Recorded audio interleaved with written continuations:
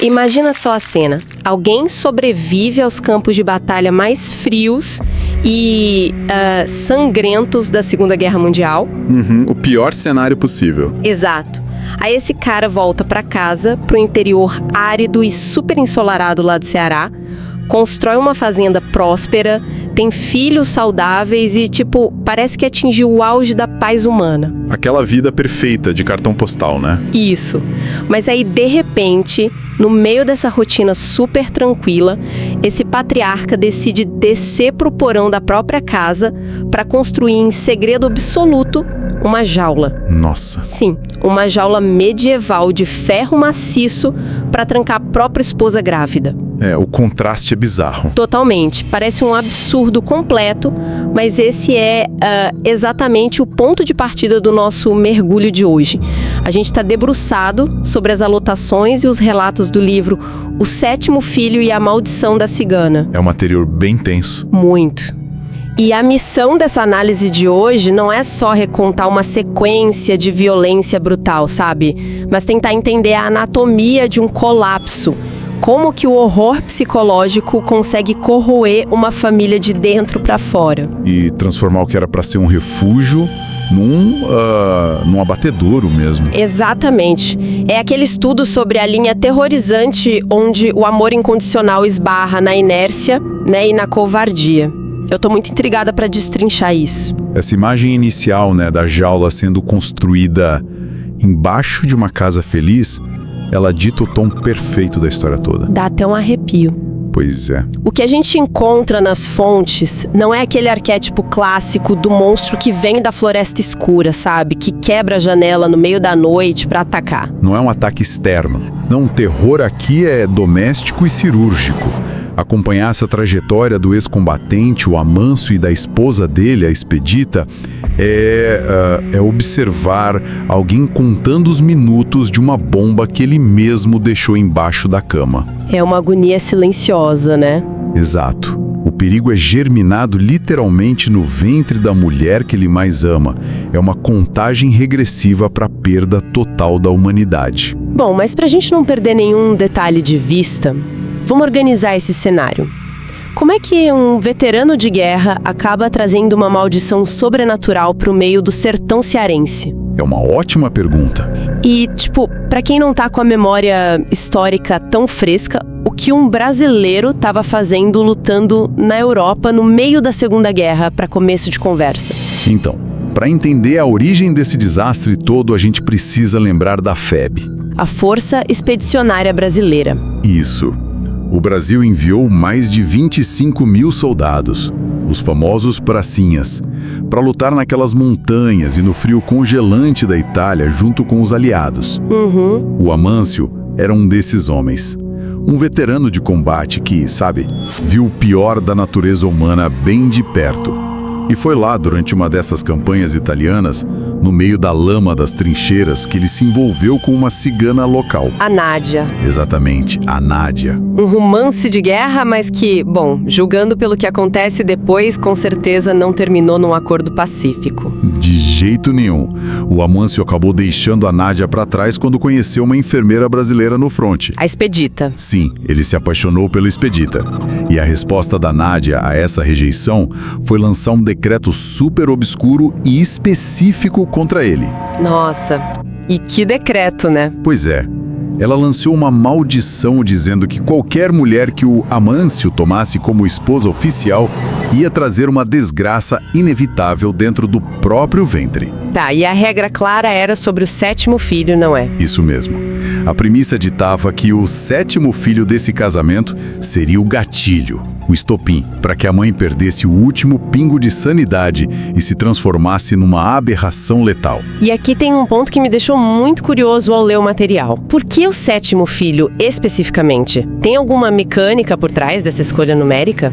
Tem toda uma base fantástica na engenharia desse feitiço. O mito do sétimo filho é uma das lendas folclóricas mais universais que existem por aí. Sério? Não é só lá da Europa? Não, não. Em várias partes do leste europeu e, curiosamente, até na tradição aqui latino-americana, acredita-se que o sétimo filho consecutivo do mesmo gênero carrega um estigma sobrenatural. Ah, aquela história de virar lobisomem. Exato. Falam muito de virar um lobisomem ou um lobisomem bruxo. O que a Nádia fez foi pegar essa superstição ancestral, que já flutuava ali no imaginário popular, e condensou isso como uma arma biológica. Com um alvo muito claro, a linhagem do cara que traiu ela. Precisamente. Ela usou a própria crença cultural contra ele. E isso traz a gente de volta para o Brasil já no pós-guerra. Tá, então a guerra acaba, eles pegam o navio, cruzam o Atlântico e vão se instalar lá no Ceará, na herança do Amâncio, que é o casarão de Santo Expedito. Isso, terras áridas e bem abertas. E pelos relatos, eles prosperam muito rápido, né? Plantam milho, cultivam feijão, o gado cresce, a vida fica super farta e aí eles começam a ter filhos. E é que parece normal pra época, né? Sim, vem a primeira gravidez, depois a segunda, a terceira, e isso me obriga a fazer a pergunta óbvia.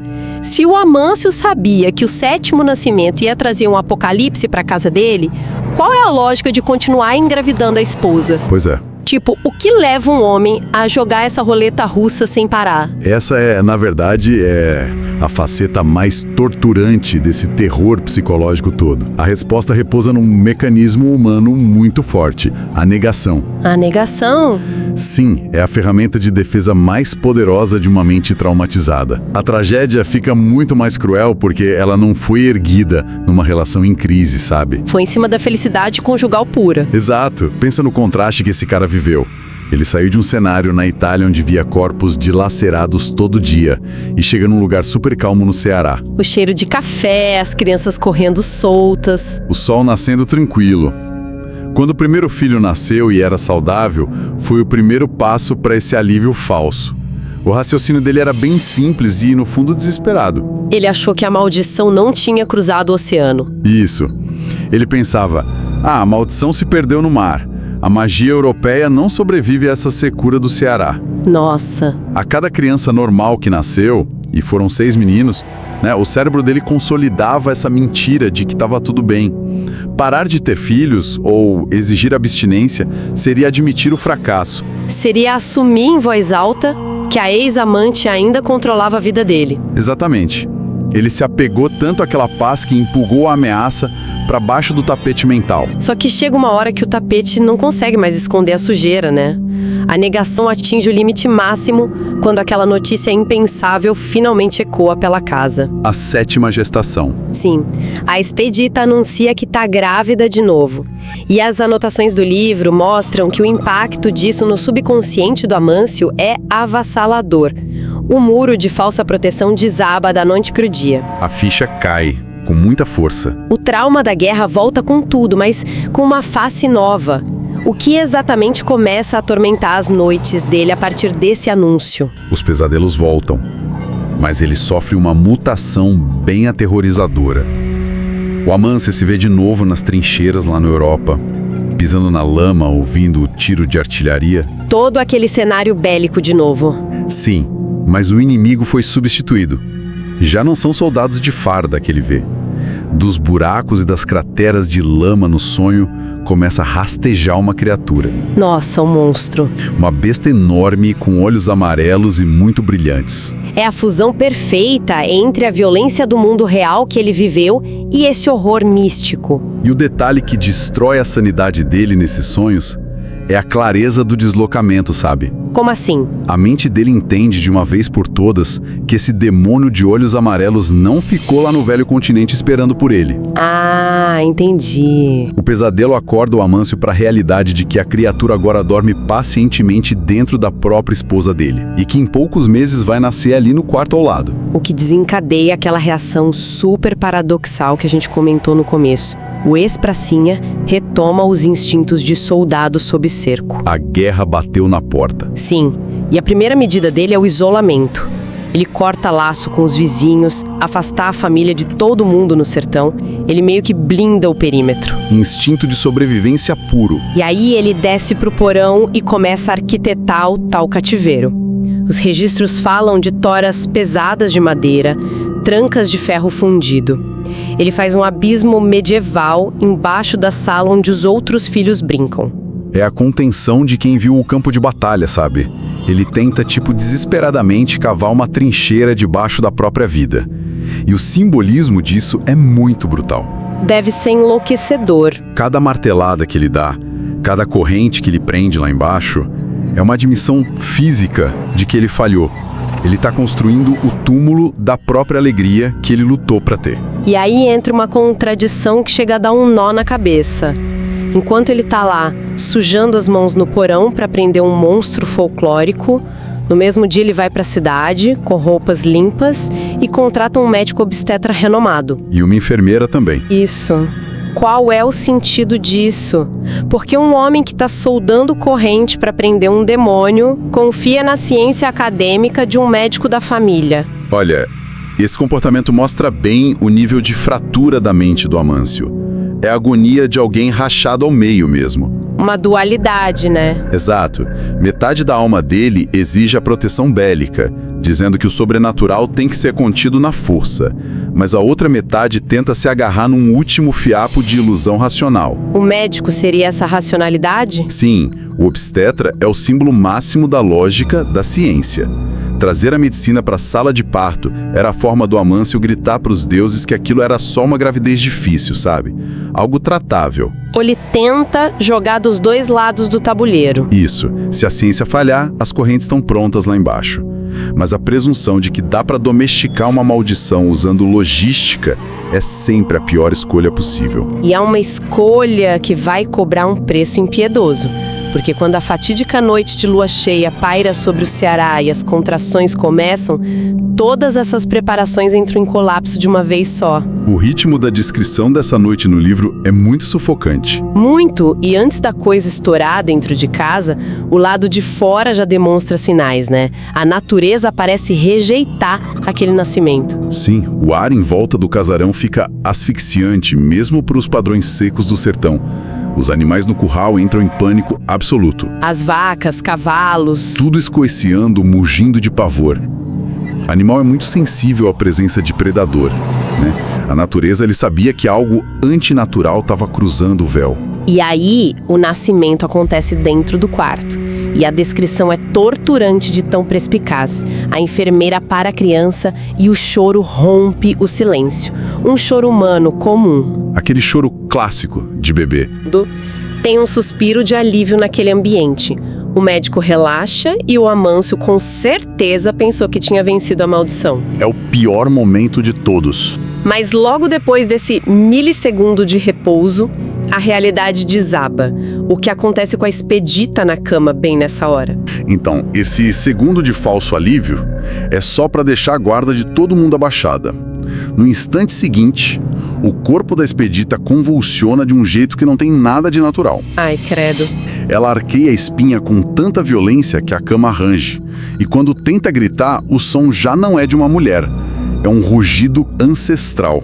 A biologia dela é violentada de dentro para fora. Ela vai se moldando por uma fome, né? Exato. É a materialização do Varcolac ali mesmo, no meio do quarto. Tá no meio do Nordeste brasileiro. O que torna esse bicho tão implacável? Bom, o Varcolac vem das lendas romenas e dos Balcãs, que é a raiz da cigana Nádia. Ele não é só um lobisomem comum. Que só muda na lua cheia. Isso.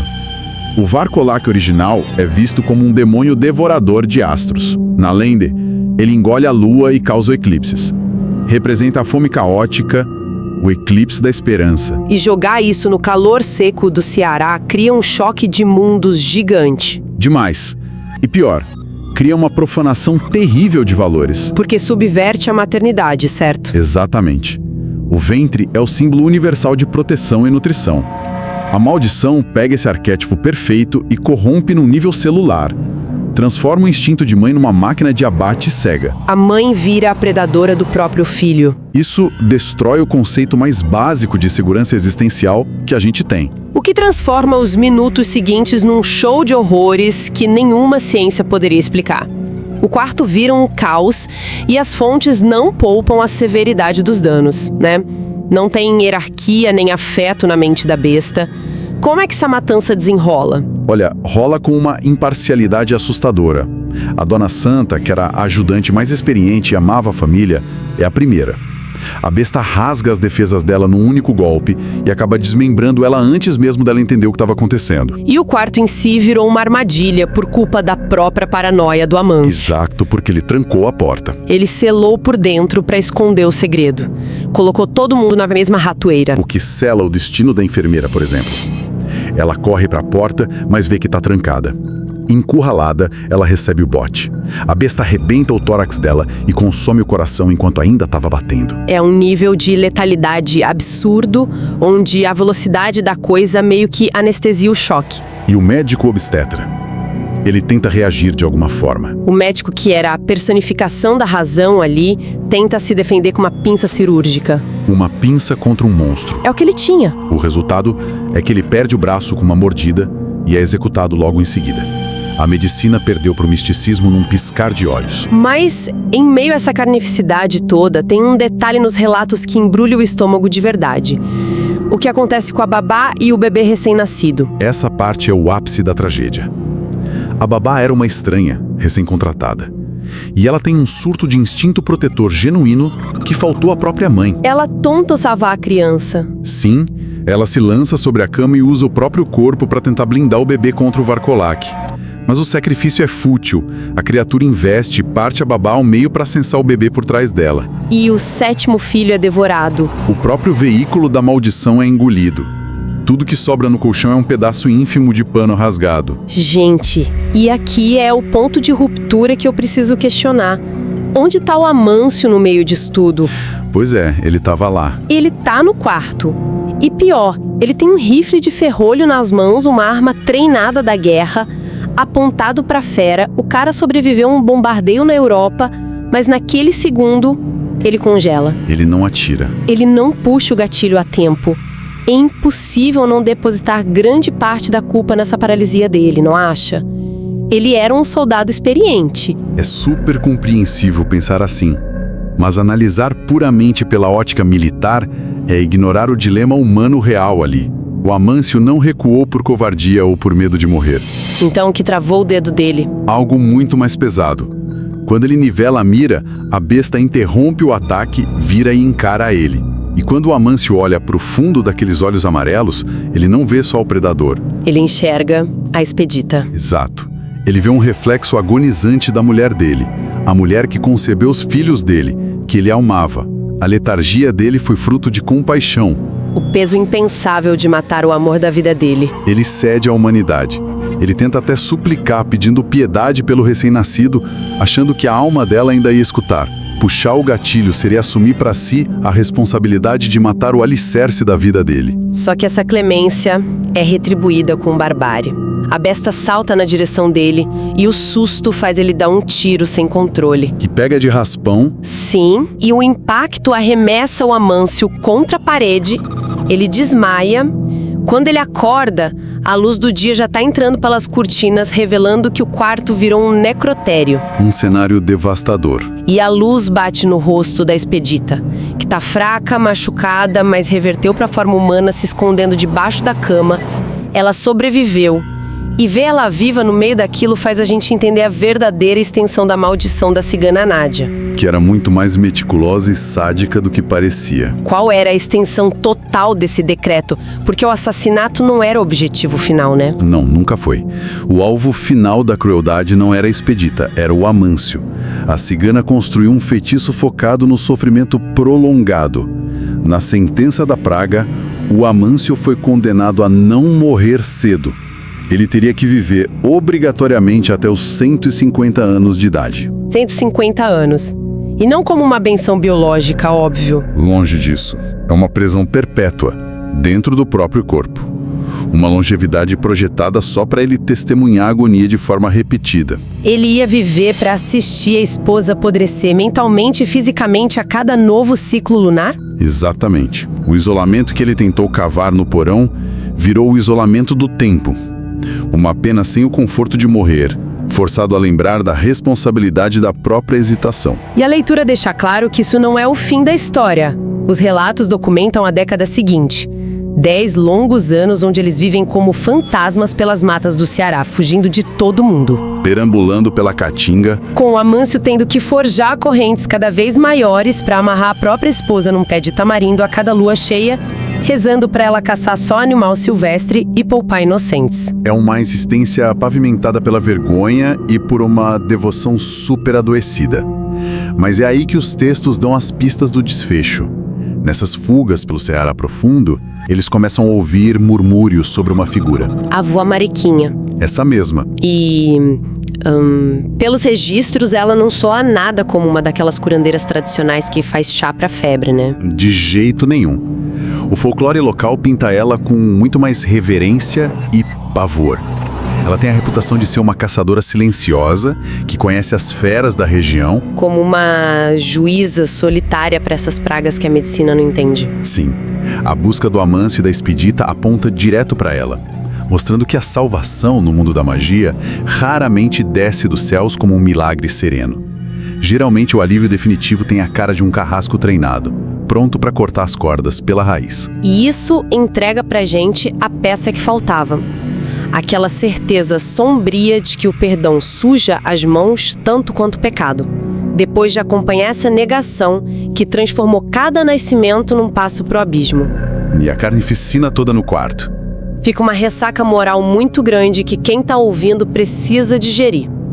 Força a gente a questionar nossas crenças mais fundamentais, sabe? Inevitavelmente, a gente passa a vida inteira exaltando o amor incondicional como o topo da virtude humana, cultua aquelas narrativas de lealdade inabalável, de lutar juntos contra tudo, mas o questionamento inquietante que essa análise deixa é muito direto. De se pensar. O que acontece quando o próprio objeto do seu amor vira um poço letal de sofrimento para todo mundo em volta? Se para proteger alguém você precisa arrastar ela acorrentada pelo sertão, vendo a mente dela virar estilhaços de violência a cada fase lunar, o amor nesse extremo vira uma sentença de tortura coletiva. Com certeza. E acho que quem acompanha a nossa discussão pode se perguntar se o maior terror não é o demônio europeu no Nordeste, mas a suspeita de que esse amor inquebrável pode ser só um erro de julgamento disfarçado de virtude, e que talvez a atitude máxima de coragem romântica e de verdadeira misericórdia seria, pela primeira vez na vida, ter a bravura de atirar e apagar as luzes daquela dor de uma vez por todas.